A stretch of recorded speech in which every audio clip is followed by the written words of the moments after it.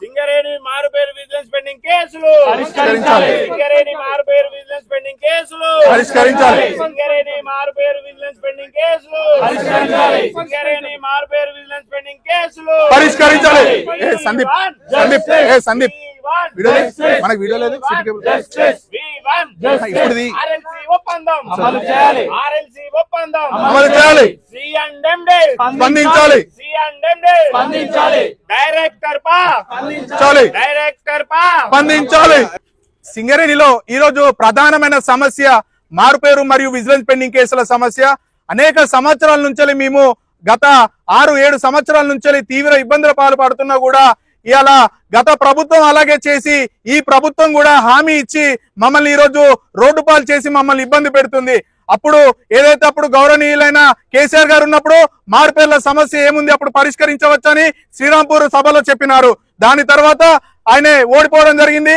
అదే ఎలక్షన్ లో మళ్ళీ రేవంత్ రెడ్డి గారు మారుపేర్ల సమస్య ఏముంది దాన్ని పరిష్కరిద్దాం, 11 ఎమ్మెల్యేలను మీరు గెలిపించినట్టయితే సమస్యకు పరిష్కారం చూపుదామని చెప్పేసి ఈ రోజు గౌరవనీయులైన రేవంత్ రెడ్డి గారు కూడా తెలియజేయడం జరిగింది. ఈ రోజు ఈ సమస్య రాష్ట్ర స్థాయిలో ఉంది.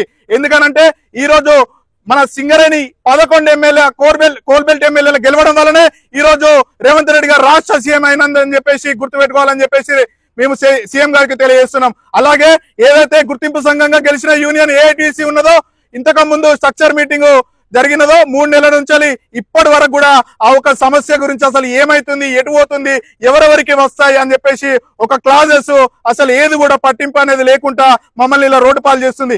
ఈ యొక్క సమస్యతో ఇప్పటికీ శ్రీధర్ అన్న అని చెప్పేసి మంత్రి నివాసంలో ఉన్న ఆయన చనిపోవడం జరిగింది.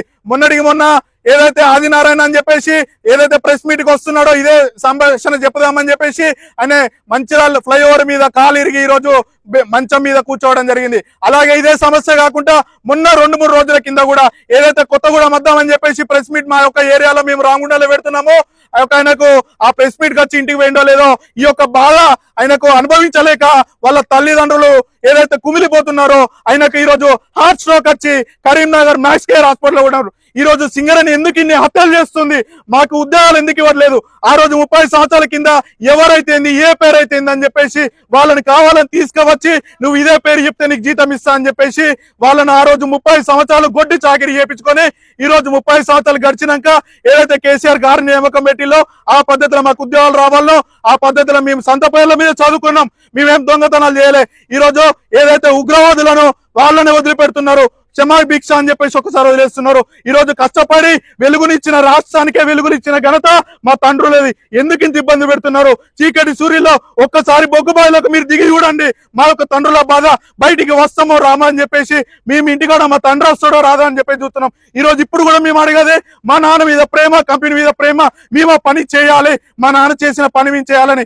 ఇంకోటి పని మీద మేము ఎందుకు కూర్చున్నామంటే సొంత పేర్ల మీద చదువుకున్నాం. ఈ రోజు మా అందరిది కూడా ఓపెన్ 10th ఏదైతే బాయ్ మీద పేరుందో మీ నాన్న ఏదైతే దొంగ పేరు అని వీళ్ళే సృష్టించలో ఆ పేరు మీద మీరు అదే దొంగ సర్టిఫికేట్ పట్టుకురావాలని చెప్పేసి ఇదే సింగరేణి వెల్ఫేర్ ఆఫీసర్ ప్రతి ఒక్క మైన్ మీద సజెషన్ ఇచ్చి ప్రతి ఒక్కరు ఓపెన్ సర్టిఫికేట్ తీసుకొచ్చి మైన్ మీద ఇస్తే ఆ ఓపెన్ సర్టిఫికేట్ కాస్త విజిలెన్స్ డిపార్ట్మెంట్ ఫార్వర్డ్ చేసి దీంట్లో చాలా తేలిగా చూపించి అసలైన సర్టిఫికేట్ ను తీపిచ్చి ఈ ఒక్కడే ఈయన దొంగ, ఈయన ఈ తండ్రి కొడుకు కాదని చెప్పేసి అంటుంది.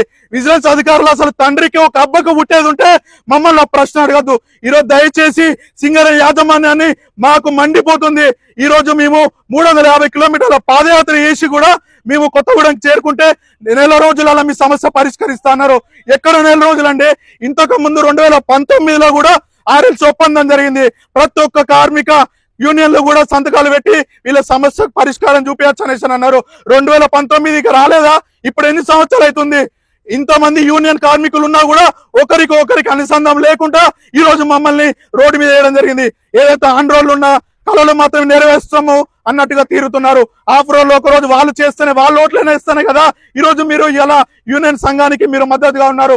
దయచేసి సింగరేణి యాజమాన్యాన్ని ఈ రోజు ఏదైతే స్ట్రక్చర్ మీటింగ్ జరుగుతుందో ఆ స్ట్రక్చర్ మీటింగ్ లో మా ఒక మారుపేర్ల సమస్యను పరిష్కరించి ఇంతమంది జీవితాలను ఈ రోజు 120 మంది ఏదైతే ఇక్కడ మేము ఇల్లందు గెస్ట్ హౌస్ కి మీటింగ్ జరుగుతుందో ఇక్కడ రావడం జరిగింది.